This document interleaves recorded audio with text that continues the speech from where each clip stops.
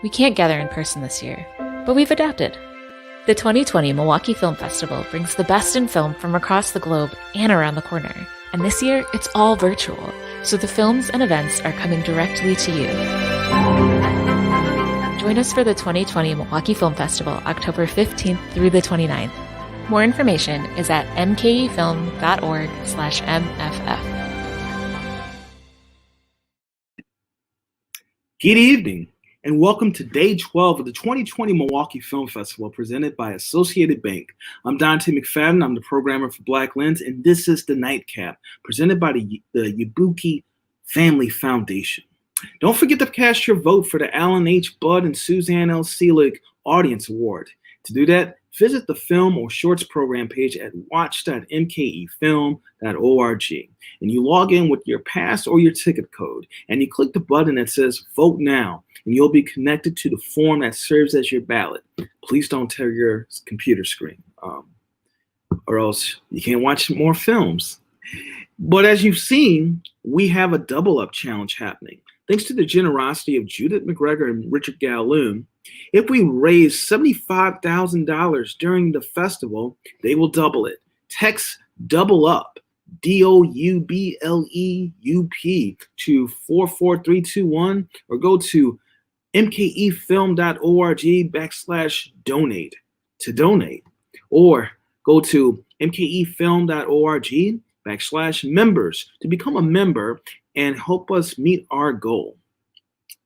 And Milwaukee Film couldn't do what we do without you during the festival as well as through the year, especially without the support of our members. So members get access to free films throughout this year, discounts on tickets, passes, and more. Plus, our members keep the nonprofit Milwaukee Film going. And if that sounds appealing to you, join us. You are already a member. Thank you, and help us spread the word. This evening, we're going to be talking about the films Welcome to the USA, Buck, Ship, A Visual Poem, and Unapologetic. Whether you're watching us live, drop your questions and comments in the chat or the comments section, and we'll pull them into our conversation. So starting things off, I'd like to turn it over to Esther Gilbert, our genre queer programmer. Let's start it off. Hi, Dante. Thank you. And thank you, everyone, for watching, whether you're watching live or tuning in later over your breakfast, perhaps. So to kick things off, we're going to start with a feature film that is in both the genre queer and worldview selections, and that is the film Welcome to the USA. And now I'd like to welcome the cast and crew of this film for a discussion of the movie. Hi, everyone. Hi. Hello. How's everyone doing? Thank you. Great. Actually having a breakfast. Oh, perfect. So I guess to get things started, and we can go, for me, it's this way. If you'd like to introduce yourself and what part you played in the film. Assel, would we like to start with you? Okay. Well, I'm the director, writer, and producer. This was my first feature film. So we are very happy that we are the part of the festival. Who is the next? Oh, thank you, Zarina, for joining us. We're just starting with introductions. If you want to tell us who you are and what role you played in the film. Oh, you're muted. Assel? Oh, muted again. Yeah. Zarina, yeah, you're muted. Well, I can follow. Do you hear me? Yes, we can. Okay. Oh, good. Sorry. Hi, I'm Zarina. I'm playing supporting role, and my character is Jana. Thank you. I'll continue. I'm Saltanat Nauruz. I'm an actor. I'm playing the main character in the movie, Aliyah.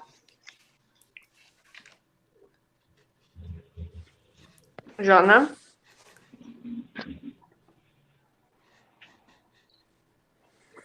I think we have a little, yeah. Did we I think freeze a Jana little? is a little bit, yeah, I think she's a little bit like freeze or something. Okay, well, I will keep Well, going. okay. Well, Go. Jana is our co-producer. Okay. Oh, I'm sorry. Yeah, I have some problems with technique. Yeah, my name is Jana. Hi, I'm co-producer. Thank you so much. Technology is wonderful, isn't it? It brings us all together, Yeah. but sometimes we have to deal, especially Yeah, when we're on different ends of the earth, which we are. Yes. So to start, I have a question specifically for Assel. Where did you get the inspiration for this film? Where did the idea come from? Well, first of all, I want to make film about the loneliness, isolation. Then I added the theme of immigration, queer, and etc. So it's all, and maybe I think finally it's all about the generation of 30 and more years old. Perfect. That's all. And whichever order we want to go in, I would really love to hear both from Zarina and Saltanat. How did you get involved in this film? How were you approached, and what drew you to these roles that you played? Well, I can continue. Please. Thanks to Assel, she picked me from all the actors we have here in Almaty, and she was very persistent in her choice, because before she shot the feature, she started with a short. So she did a scene from this movie. And at that time, I think it was like a year before you shot the feature. Yeah, so at that time, that was her first time she actually talked to me and offered me to be part of the movie.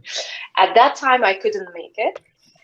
But then a year after, she's like, well, right now I'm doing a feature. Do you still want to be a part of this project? I'm like, of course, I'm in. I think it was very quick answer. after I read the script, I said, yes, totally, I'm in. I love it. Great. And Zarina, how did you get involved, or what drew you into the part that you played? That was my first role in a feature film. Before that, I was doing commercials and theater. So I was looking for opportunity, basically, to be involved in every movie. But once I got the info on this movie, like not exactly, I did not read the whole script, of course, but like instantly when I was reading my lines for Assel, I was drawn to it. And I'm very glad that she picked me, because like I was first contacted like in August 2 years ago, and then I almost forgot, but I was hoping for, and like almost like 2 months later, she texted me, "Are you still interested?" I'm like, "Yeah, I am." Well, I'm very glad that she picked both of you too, because your performances are excellent. Oh, thank you. Thank you. Thank you. And to round these out, the question out for all of you, Jana, how did you come on board as a producer? Had you worked with Assel before, or was this your first collaboration? Yeah, no, we learned with Assel in one cinema school. Yeah, and I know Assel around 4 years ago. Yeah, this is my second full film. The first, it was in Hollywood, my little secret name. Yeah, and when we talked with Assel, she shared with me with this idea, and it was very interesting for me, because I'm interested about the one idea, the immigration idea. Yeah, what happens if the people will emigrate, and what is the point, and what is the problem, what means the choice. Yeah, so we discussed, and I like it, and we talked how it could be. And I know this moment when we thought about the main actress. Yeah, so it was maybe not easy time, but one day Assel came and told that I found it. She's Saltanat. Yeah. And it was a great moment because we discussed and said, okay, this is really a good time. And after it was too quick. Yeah. Maybe we spent the sometimes for discussed for scenario and the main actress. And after when the Assel decided that just finally Saltanat, and it was too quick. It was a great time. Yeah. I'm glad to hear it. I guess I want to talk about the short film really briefly. Okay. Assel, when you made the short film first, was there, because I haven't seen the short yet, now I want to see it. What were there major differences between the character and the themes in the short versus the feature-length film? Well, the short film was a little bit different because it was about the time when the main protagonist came back to Kazakhstan to the funeral of her mother. And so it's a little bit different. But it's also about immigration. Then I decided to make a film not about her coming back, but about her choice to emigrate or not. Yeah, and I think that's, for me, one of the really, I mean, there's a lot of interesting things about this film, but what really struck me was that the whole feature film is about the process of decision making. And I don't want to spoil it for anyone who hasn't seen it yet, but it doesn't necessarily come to a choice at the end of the film. Yes. So I would love to hear more about your thought process in writing and directing that kind of process, where the drama is very kind of like the everyday life of these characters thinking through a choice. Well, yes, I think it's a very big problem, and for everyone in Kazakhstan, because I think everyone thinks sometimes about immigration, any sane person, and it's you need to make a very difficult decision. You need to I think lost everything and to start the new life in new foreign country. Mm-hmm. And then I want to open up this question for anyone who wants to jump in. Before we went live, we were chatting a little bit about this film kind of traveling all over the world and the success of this film, which also congratulations on your recent win. Thank you. I would love to hear what the reception of the film has been. What kind of responses have you been getting, both in Kazakhstan and other countries around the world? Response. I can start. Oh, sorry, well, I didn't point. It's okay. Well, I was lucky enough to be at our premiere in AFI festival a year ago in Los Angeles, and I was with Zarina at our Outfest Fusion. This was the second screening of our movie. We don't have a screening in Kazakhstan yet. We're still figuring it out. And those two screenings in Los Angeles, AFI and Outfest, it was a very warm reception, and some people were, I think it was the first time they saw Kazakhstan through this movie, through our movie.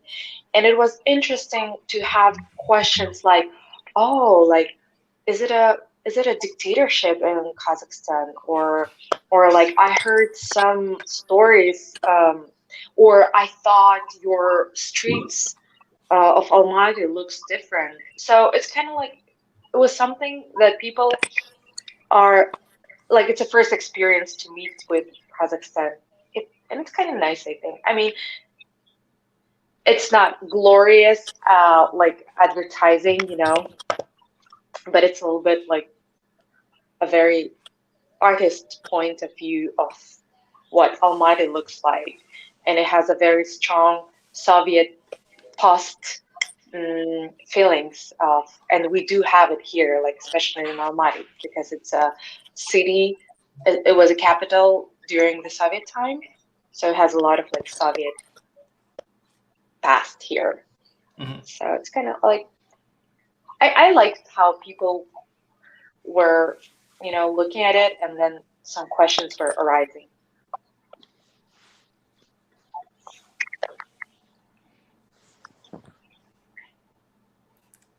Assel or Anyone wants to Zarina? continue? Zarina?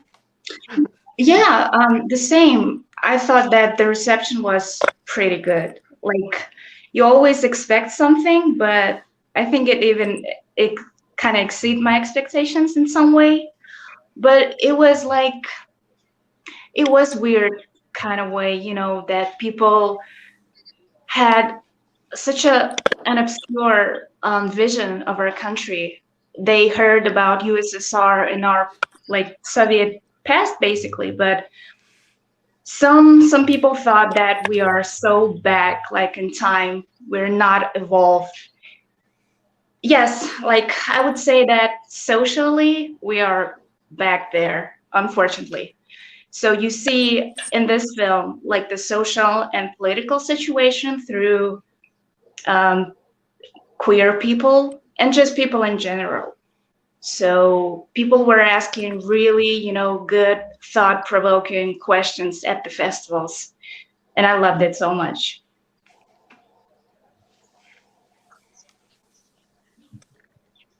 Anyone else want to jump in on the response question?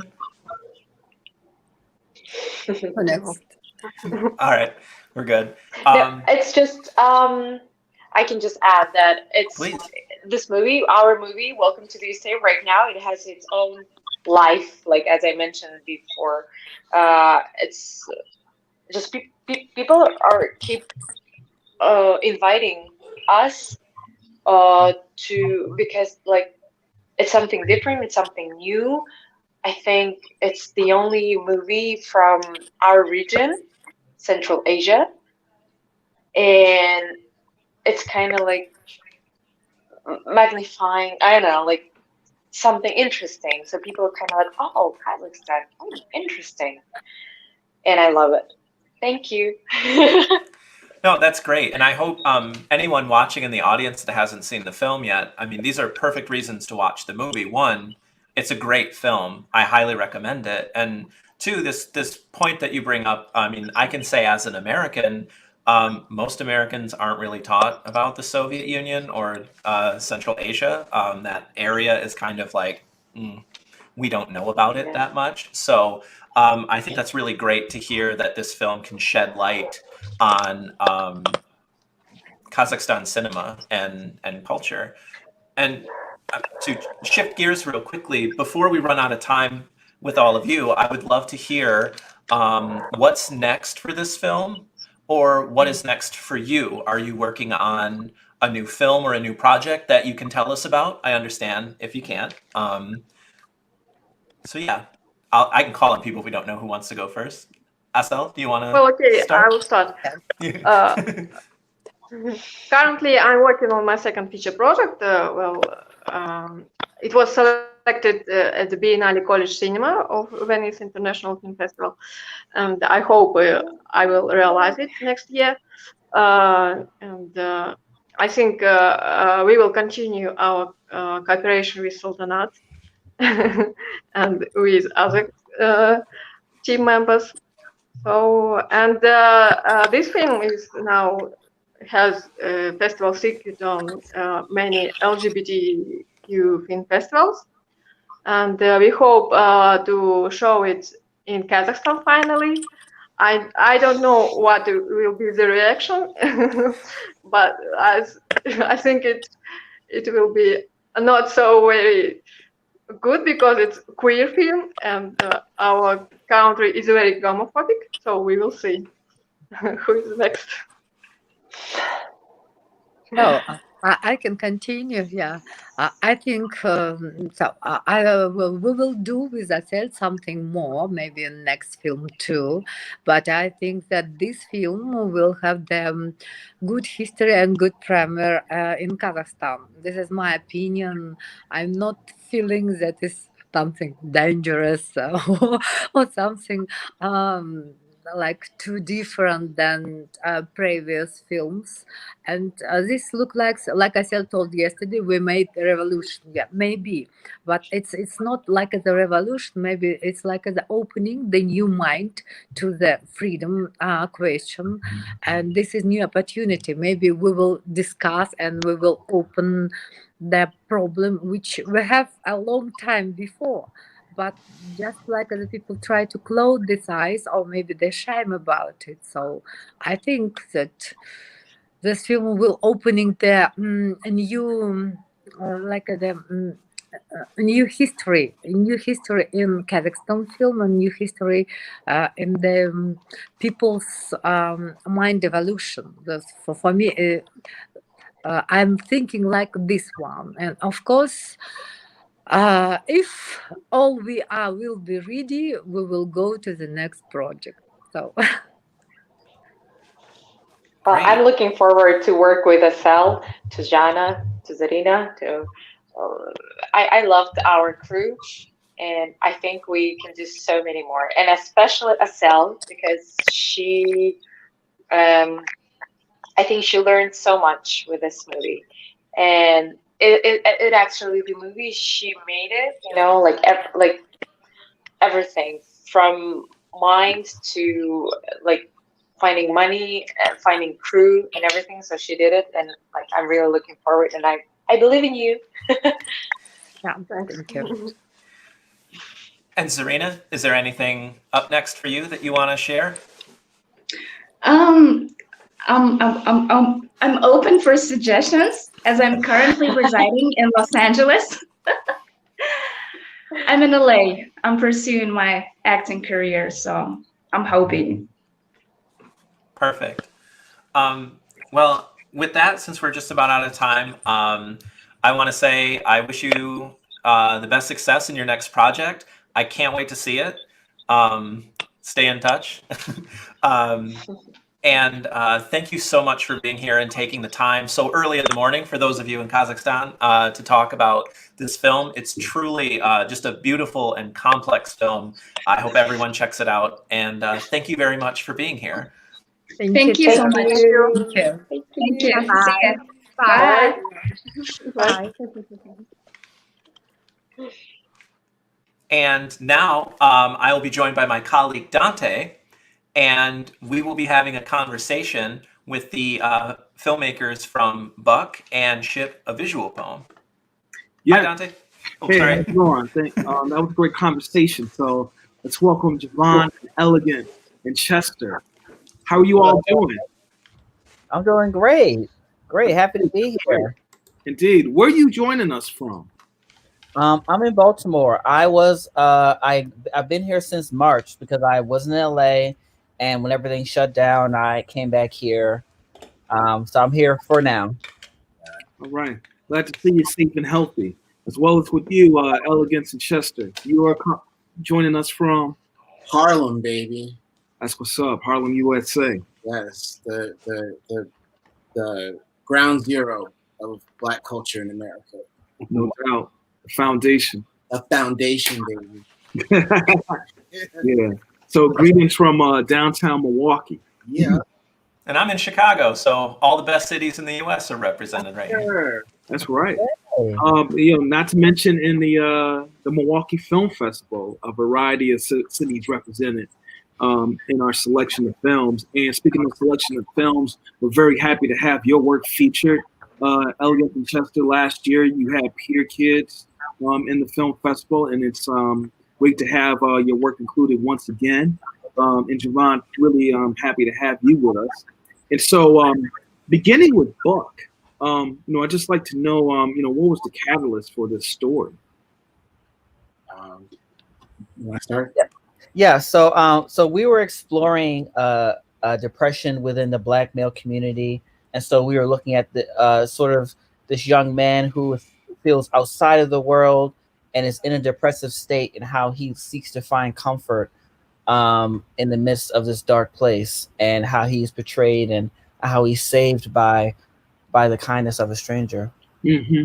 Yeah, and it comes from a deep desire to speak to this moment of, like, you know, it's not inspired by Ed Buck. It's an Ed Buck situation in West Hollywood. I don't know if y'all heard about it, but there's this white man who had a little bit of money, who enjoyed watching young, vulnerable black men overdose on drugs. Mm-hmm. And when you read these men, there's two men who died, Janelle Moore and Timothy Dean. Right. You read their what they left behind, you kind of get a sense of that depression that Jovan speaks about, and like all the places it can take you as a black gay man.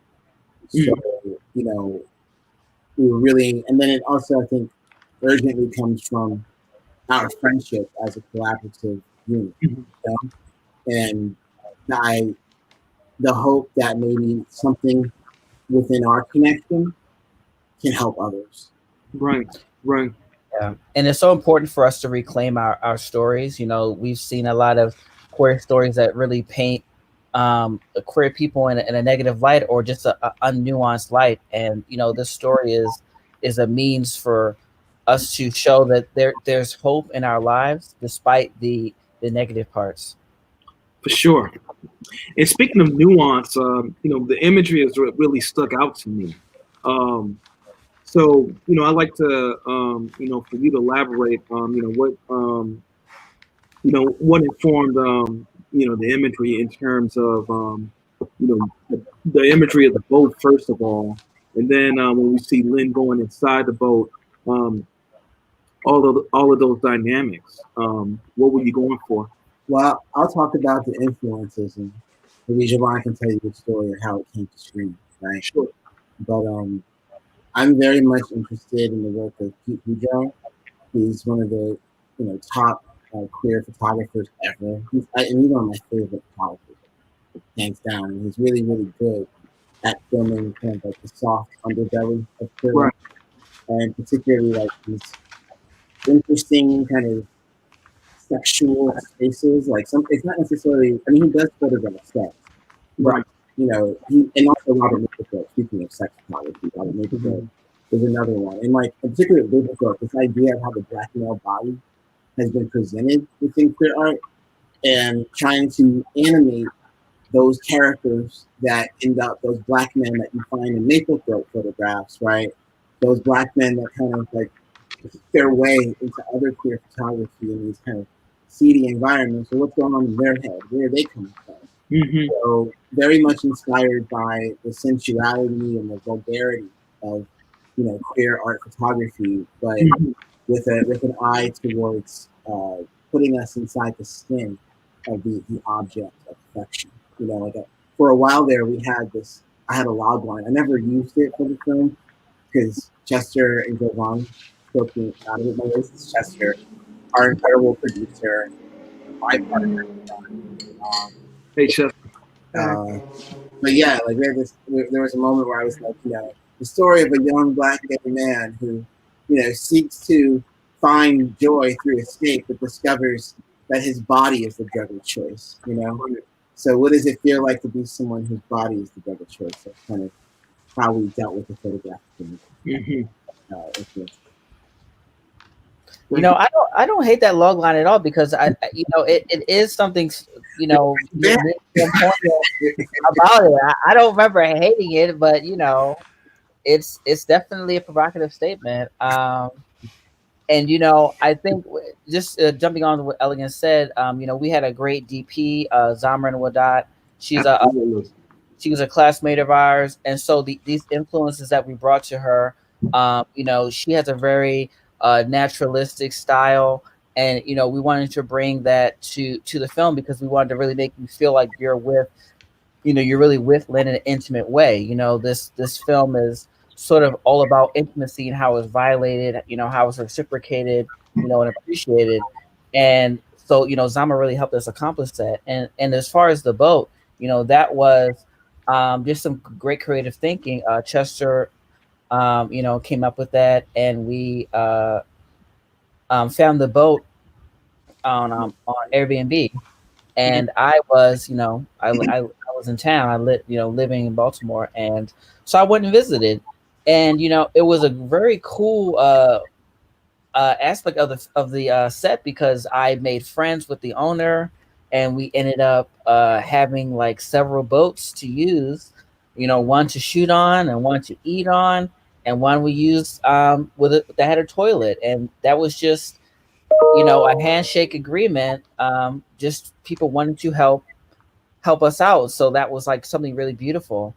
Out of that. The boat, I think too. I'm obsessed with like painting. Elegance and I, we like whenever we are in a city, we go and see different museums, art museums. And when I think of Baltimore, I think of the harbor. Right. So, right. Same here. Exactly. So to be on a boat, it was like we're on the harbor. Oh, it's the harbor. Everybody's gonna like.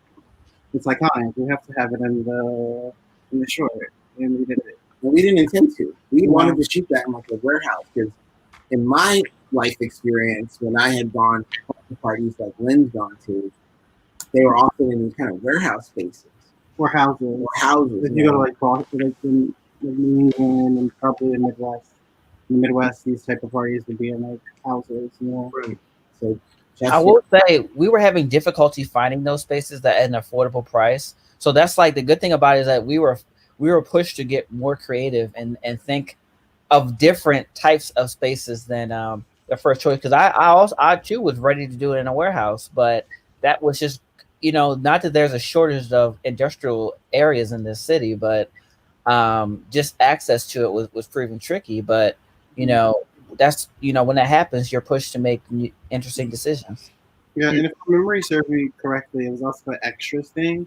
Yeah, and I think that because we didn't have a lot of extras that responded to us, because we had such a fast turnaround, and it was a weird ass. Yeah, and it was weird ass. And be naked on this boat for like 6 hours in the winter at night. Yeah, so it was like we're not even in a warehouse. So it was like we can make it more claustrophobic feeling, and more intimate feeling. So it played more into like the story and his mental illness and what he was going through at the time, and the how you experienced the drugs and all that stuff with him, and like the colors made sense. If you went to someone's house and it was pink or red, Right. Right. Yeah, typically, whenever I go to my house with someone with pink light, they are on drugs. Yeah. Talk about a little bit about drugs in the context of seeking in comfort, whether it's being offered or whether it's being sought. Because when we see Lynn, you see his mother trying to offer comfort by just expressing genuine concern, and then when we're on the boat, you see Lynn seeking comfort with his lover Richard. Also, with the available drugs that are there, and then like you mentioned, Harris, a stranger, sees him and takes comfort in him, in bringing him into space, trying to resuscitate him, and then also explaining his situation about having to take medication to stay alive. I'd like for you to speak to that. Sure. Yeah, so I think what you see is a generational and a cultural divide on how people are dealing with these issues. So starting in the beginning with the mother and Lynn, she's coming at it from sort of an old school Black mentality, but also very loving. Just wanting to do as much as she can, but in a maternal Christian way, pray the issues away, and that's something that not explicitly stated in the film, but Lynn is not comfortable with that. He's actually looking for anything to believe. So even though he's taking the drugs, he's not even sure that that's working, but he's still working that out for himself. So that's why he's sort of I wanted to kind of show that he sort of is iffy about the medication. He doesn't really know what to do. So going to this party, interacting with these people and engaging in harder drugs, coke, heroin, Molly, X, that's something that's gonna that's something he feels is better, and that's a cultural divide, because as a heterosexual older woman, she just doesn't have that in her world. And also with Harris, being an older queer person, living through the AIDS epidemic, having a more familiarity with that than someone like Lynn, who maybe doesn't even know that aspect of his history as a queer man. Yeah, I think what Richard has to offer and the boat has to offer, but his mother doesn't have to offer, or the pharmaceutical industry doesn't have to offer, right? Is not only do you get the drugs to feel better, but you get a community of people who take the drugs out loud. Right. So by doing these harder drugs, you get a certain level of acceptance. You don't necessarily get when you take mental health drugs. When do you ever? I think it's getting more and more normal now for people to say, "Oh, I take one of these and 2 of those, and then mood or whatever." But for most of my life, that hasn't been the case. But when you're doing a line of cocaine, no matter what you think about whether they should be legal, illegal, people should be in jail, not in jail. In most situations, if someone's putting out a bag of cocaine, most people are like, "Oh yeah, some cocaine," Yeah. For someone who's hating themselves, right? That's a really validating space to be in. And then when it comes to the Harris point of it, I was very much interested. Javon and I have had a lot of conversations about our own mental health, right? The things that Chester and I, we all talk about this with each other often, all the time. And one of the things that has come across in my lifetime is that I feel like I'm living on the divide between 2 generations who are medicated. One young generation who are taking psychotropic drugs to be able, of Black men, right, who are taking psychotropic drugs to be able to function in this highly anxious, anxiety-inducing, fear-inducing, Trump America, white supremacist America, whatever you want to call it, right? Just that alone, being Black in this environment alone, is enough to drive you crazy. But then you go into the fact that 1 out of 2 Black gay men in their lifetimes are expected to be HIV positive, and that's national.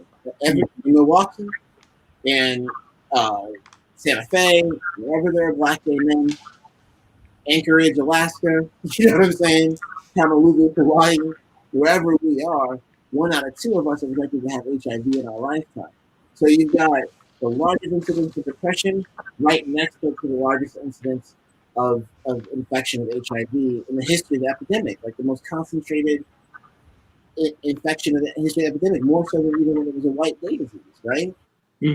What does it mean? What can these 2 medicated generations, what can they teach each other?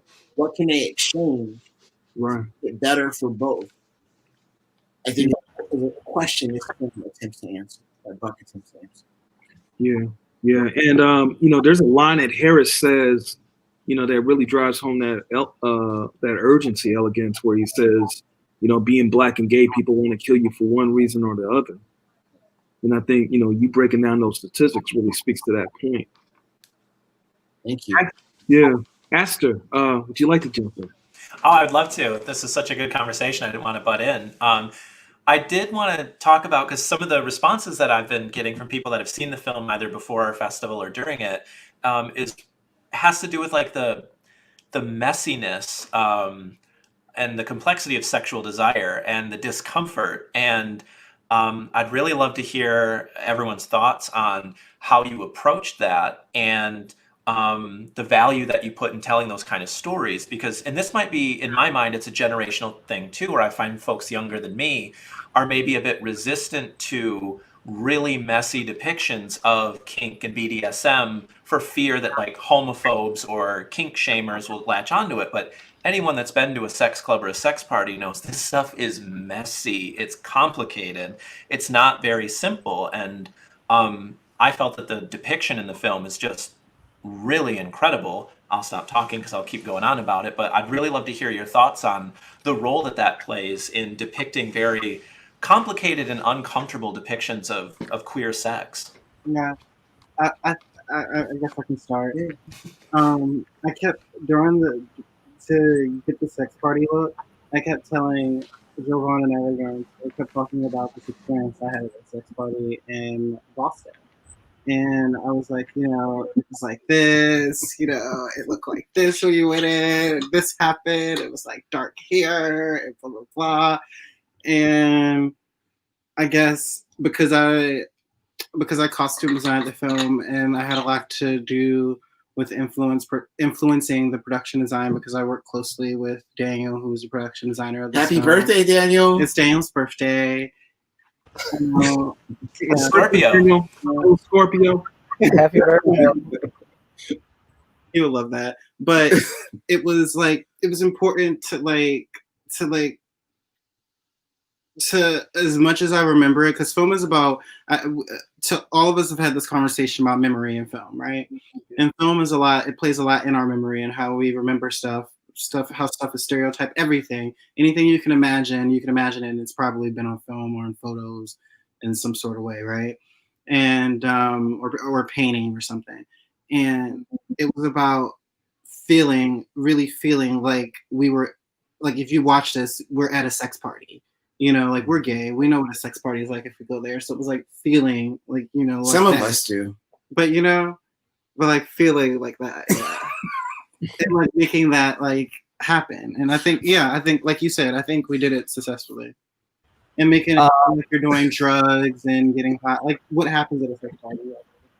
Yeah, and I think there's a unique push and pull to our collaboration, Elegance and I, that allows for, I think, a very interesting POV, a very unique perspective.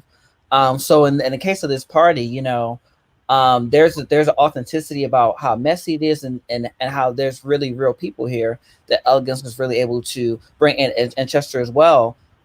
Just some very small details and authenticity. And I think it was important to show that Lynn was totally unfamiliar with this world. I think there is to me an assumption that that every gay person is totally knowledgeable and knows this world. And I just thought, it's be so interesting, to see someone really, really be awkward in this space, who enters a sex party not prepared to have sex, but really, like, and just sort of wanting, and I'm sure this does happen, right? But it's just like, I think it was important to show that this is a fish out of water, and there's a lot of potential in seeing someone go through an experience like that. It's really relatable.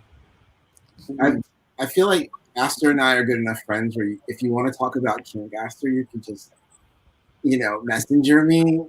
You don't have to go through the whole farce. But you're opening a door, Elegance. You might regret this. I think I also want to talk about Bruce Jackson too. That's in the film. Yes, that's what I was going to say. Yeah, in casting the film, I reached out to Bruce, Bruce is an OnlyFans phenomenal. So, excuse me.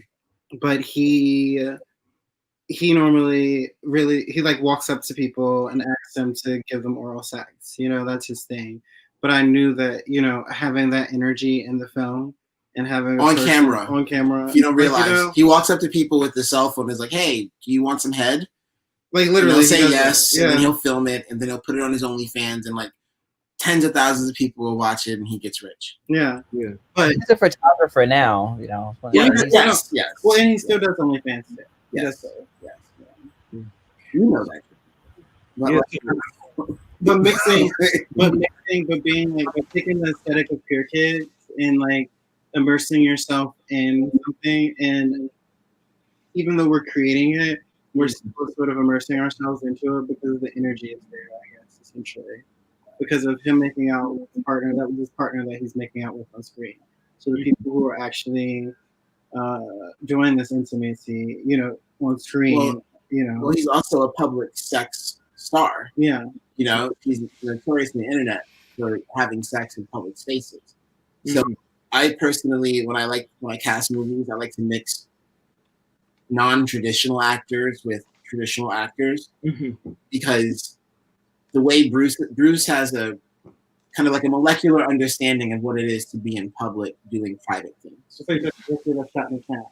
Yeah, like Mike Lee. Mike Lee is one of my favorite directors, and you know, when he did Vera Drake, he took over an entire town, an abandoned town in England, put his own cops in the town. Some of those people were cops, some of those people were actors. Some people were in an abortion film, anti-abortion, or like a pro-abortion movie, but in an anti-abortion setting. So there was all of those dynamics, and the actors didn't know who were actors, who were real cops, who were nurses. So when you have someone like Bruce on a set like this, just right off the bat, there's a question around consent. Bruce has a certain level of comfort in this environment that the other actor, that our lead actor may not have.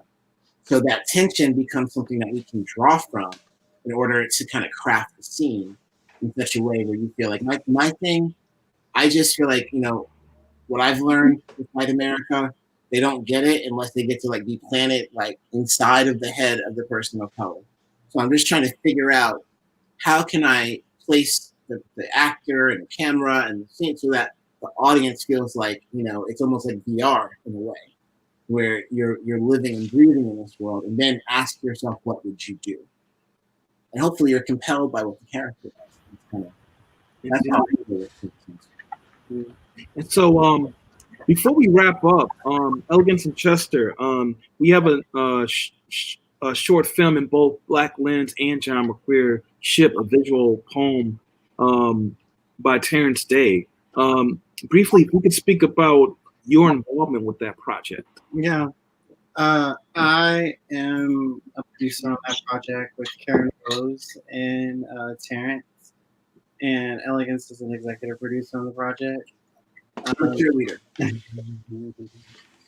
Yeah, I helped with I was really close with Terrence for the casting, and and working on the film. I gave some notes on the script, and once the movie was done, kind of tried to do the politicking it takes to get it on, like rooted in the festival circuit where it needed to be. I mean, first of all, I could say Terrence is one of my favorite filmmakers out. Like from the moment I met Terrence, I loved Terrence's work. I actually interviewed Terrence. Well, I gave Terrence his tour of the 10th floor at Tisch when he was applying to the program. You know, but everybody knows that's the real interview. For those who get there, yes, you talk to the faculty, but it's the tour where you get in or not. But, it's true. It's true, Javon. Mine was very unremarkable. Well, I mean, sometimes getting by is enough. You know, ask Donald Trump. That's my motto.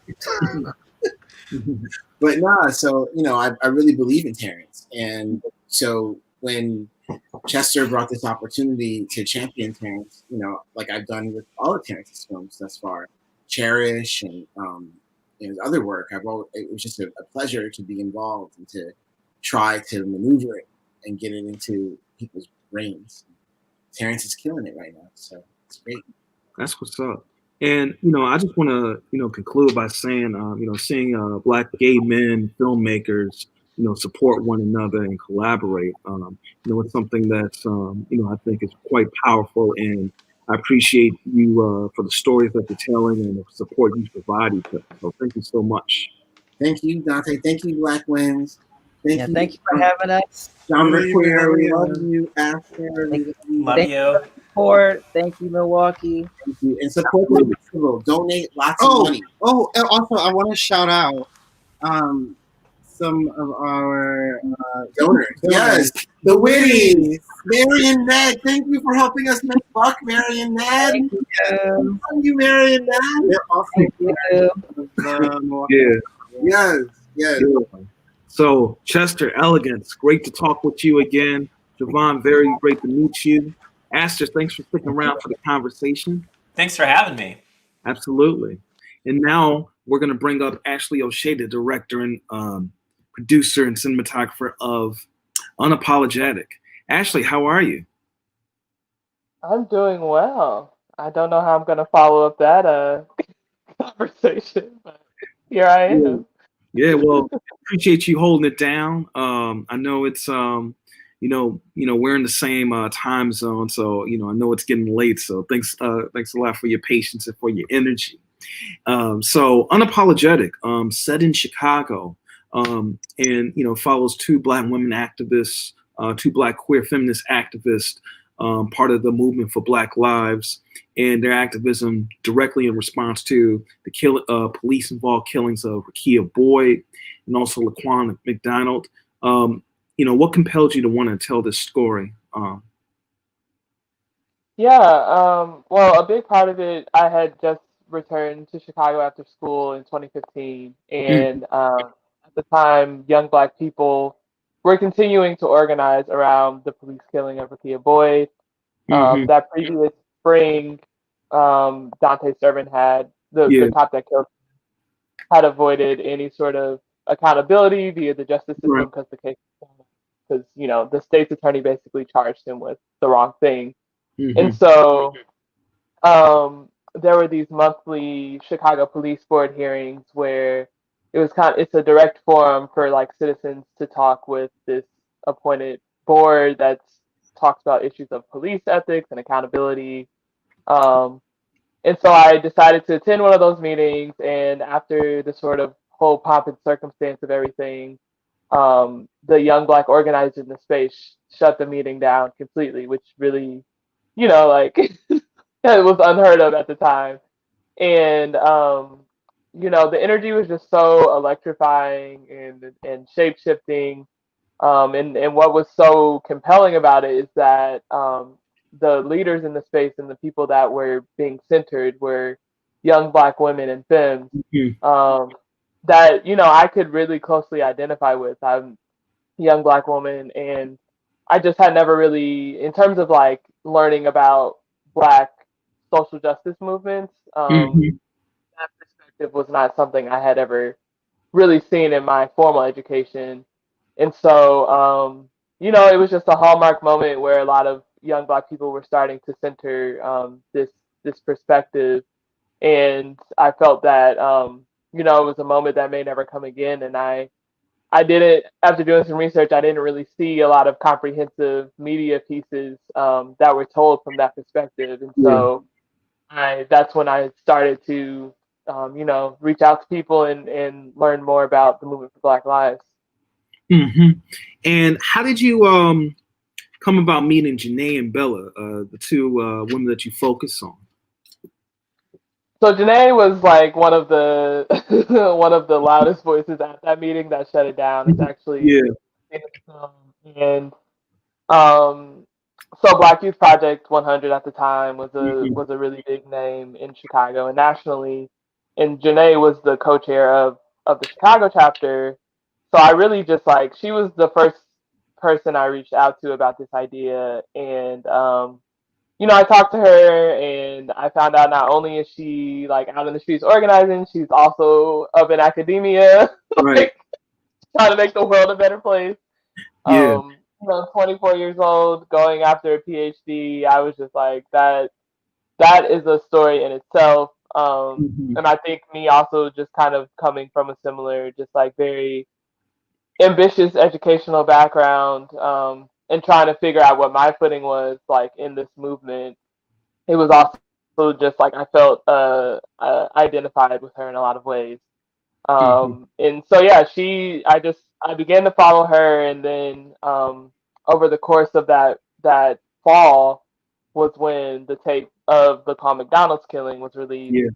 And then a few days later, as a way to kind of quell the righteous rage of folks, Rob Emanuel fired the police superintendent. And I went to Chicago Police Headquarters, and where they were celebrating, and Bella performed that night.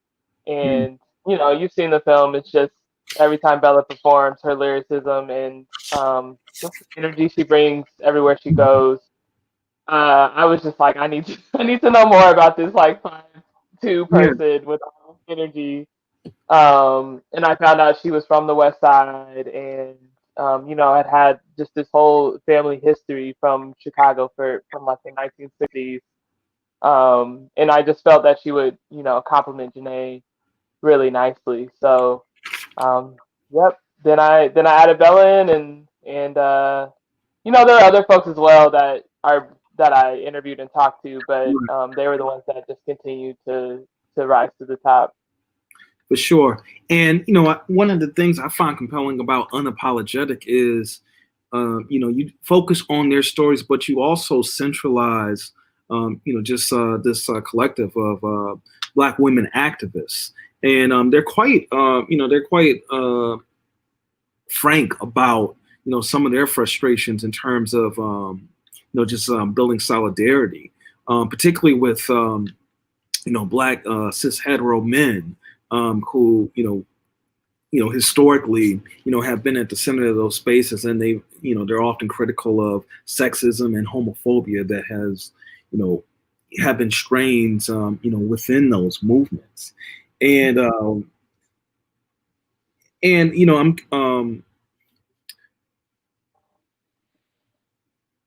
you know, I'm just curious to know, you know, how would, you know, as a filmmaker, you know, how do you approach telling that story in terms of, you know, just, you know, focusing on, you know, a couple of people, but also just talking about the larger movement, you know, even beyond Chicago. Yeah, I mean, that definitely was not how I thought the story was gonna Yeah. play out. In the beginning, I definitely was trying to tell a more broad stroke story about, you know, the movement for Black Lives in Chicago, because so many people were, you know, shifting their perspective to this Black queer feminist lens. Right.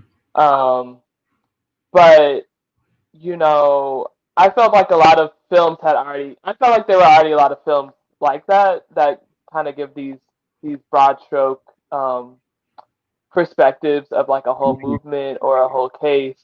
And, you know, I think after year 2 of filming pretty intensely with Janae and Bella and starting to cut stuff together and get feedback from people, it just became clear that like what people were the most interested in were the stories of these 2 women. And I think I've also found through the release of the film that even though we're only telling their 2 stories, that there's so much within them that people can identify with, so much that is like indicative of the larger movement for Black lives. And I think we were able to achieve that because we did go so deeply with Janae and Bella. Because people, you know, they're also seeing these 2 women beyond just like protest space. Like they're seeing them in their homes. They're seeing them, you know, turn up with their friends. Like all these things that we all do as humans. But you know, when we only have the media perspective of organizers like in protest, I think we like lose that understanding that, you know, there are other things that influence their lives as well. Right. And I also think, you know, with your documentary and a few other documentaries in the festival, you know, talk about, you know, as activists are pursuing justice, they're also making time for self-care, and they're also making time for joy as well. So you certainly point to moments in that film. Something I also find compelling is, you know, just the different ways of what informs Janae's activism and Bella's activism. You know, with Janae, you know, very much, you know, her, you know, being, you know, lineage of her father. You know, there's that picture that she shows of them, you know, each at a protest. And then also just, you know, how her activism informs her scholarship. And then with Bella, you know, just confronting, you know, a couple generations of incarceration and talking about how incarceration directly affects the family. So, you know, I really liked how you captured that. This is, you know, this is something that directly affects all of us, you know, throughout the country, but it certainly is, you know, a Chicago story. And you certainly can see that with the spoken word artists that you work with, and then also the musician that you work with as well. How did you, you know, go about, you know, reaching out to them, both in the making of the film and then also, you know, even in the post-production process? Yeah. Well, I think one important note about Chicago's political organizing is that, it's not just relegated um, to political organizing. Like, there's a lot of other spaces that influence their work. And, Bella's a spoken word artist. Yeah. Chicago music culture is just so big, and Mhm. spoken word and food and so many things. Yeah. So I think I just knew that I really needed to capture the experience of like a Chicagoan, for Mhm. one. But through honestly, just through filming with Janae and Bella, with the community, hanging out in the community, you just really start to meet a lot of people, and I think, especially with like, I don't think a lot of people have actually brought up the spoken word, but with Iman, who's the spoken word artist in the beginning, Yeah. um, I think we knew that we wanted to frame the film with the Chicago feel, and at the time she had just like won the first like poet laureate award, like youth poet laureate award of Chicago. Mm. Um, and you've seen in the doc space, there's just so many ways that people are like kind of playing with the genre now and like moving outside of like the traditional, 90-minute verite documentary. Sure. So, I just brought the idea to her. We actually filmed 3 of those poems, but only one of it made it into the film. Yeah. Um, and she was just down like for anything, and it was really fun for me because I come from a more narrative background, so Mhm. it was great to have a more constructed space and like imagining based on the themes of the film. And then yeah, Sam Trump, who did the amazing Right. composition for the film, um, also just like his name have been circulating for years, he actually like sometimes plays at my church, Mm. the trumpet at my church, and him and Bella have a few songs together. So we when we were reaching out to composers, we were only reaching out to Chicago people as well because we just wanted the film to be Chicago through and through. And he had done like maybe one film before composition, but that was like that was in like after we were close to locking the film, and it was just really exciting to bring that new flavor. And he plays like 10 instruments, so Mhm. every idea I had, he was able to execute somehow with an instrument. Mhm. But yeah, overall, we just really wanted it to feel like Chicago culture, like even outside of like the traditional organizing space. Indeed. And I know a collaborator on this project, Morgan Johnson. I know she oversees a publication called The Tribe, that focuses on all things going on with Black people and people of color in Chicago. How did you two connect? Yeah, so Morgan and I, well, one, we both went to Northwestern. Okay. She's a little bit older than me, but we both were in the film program there. And then I started this project as part of the Cartemquin Films internship program. And Morgan had also been a Cartemquin intern, had done a few projects with Cartemquin. And at the time, I think she was just leaving 371 Productions, which is Yeah. based in Milwaukee, Right. to come back to Chicago to start the tribe. But also, when she got here, Cartemquin just was putting a bug in her ear to be like, hey, like, this great Black woman-led film is like starting to be produced. You should really connect with this filmmaker. Mm-hmm. And we did back and forth for a little bit, but then finally I sent her like a demo, and she said she was just so compelled by it, and she sent back like paragraphs of notes in true Morgan fashion. um, and yeah, so we connected about maybe like a year and a half after we started production. And yeah, she was really instrumental in the creative process. And yeah, I don't think I could have finished it without her help. So it's definitely appreciated. That's cool. Shout out to Morgan. And then also working with Cartemquin Films, another great Chicago institution. Yeah.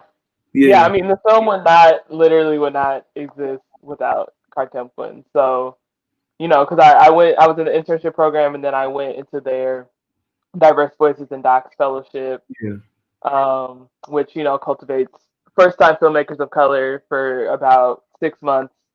So that was really a great way that held me accountable in a lot of ways in that beginning production period.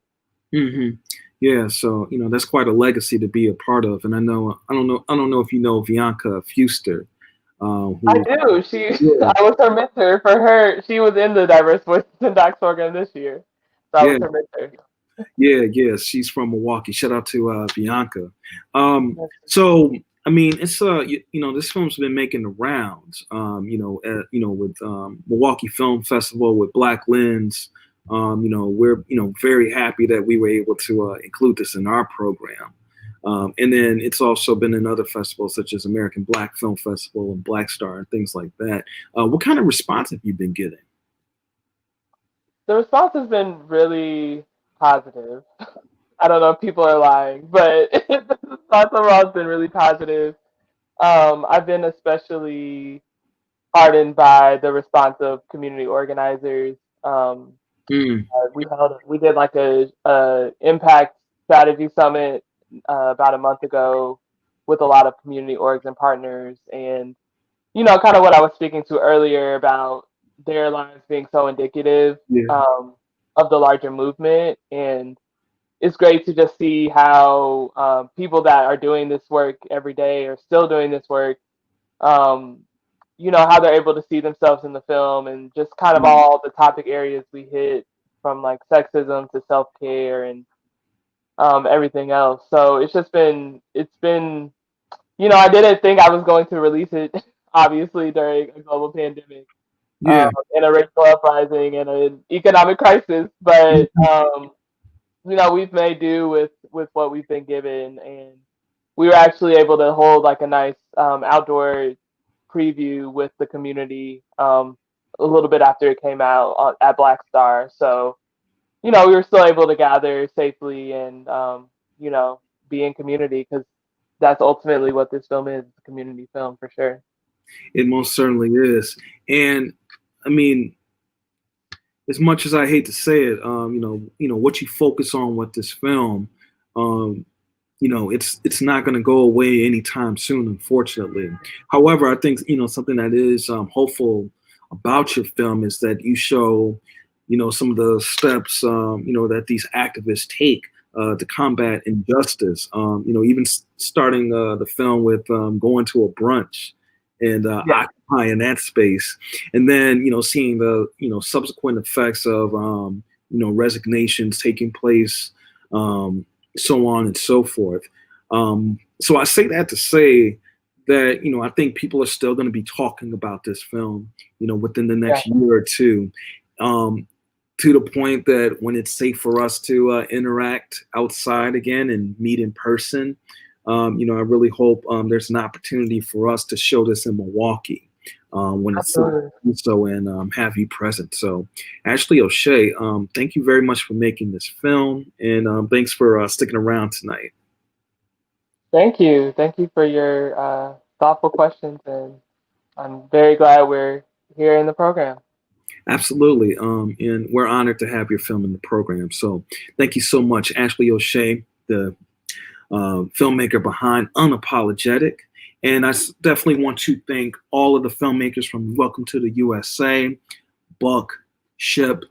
Thank you all so much for taking part in this conversation in the Nightcap. This is day 12, and that means 3 more days. Be sure to check out the films. Be sure to check out the conversations, the events. Go to mke.mkefilm.org /festival, mkefilm.org /howtofest. You can also go to watch mkefilm.org to see all of the platforms you can watch the films on, how you can access the films, and then check out the Milwaukee YouTube film channel as well.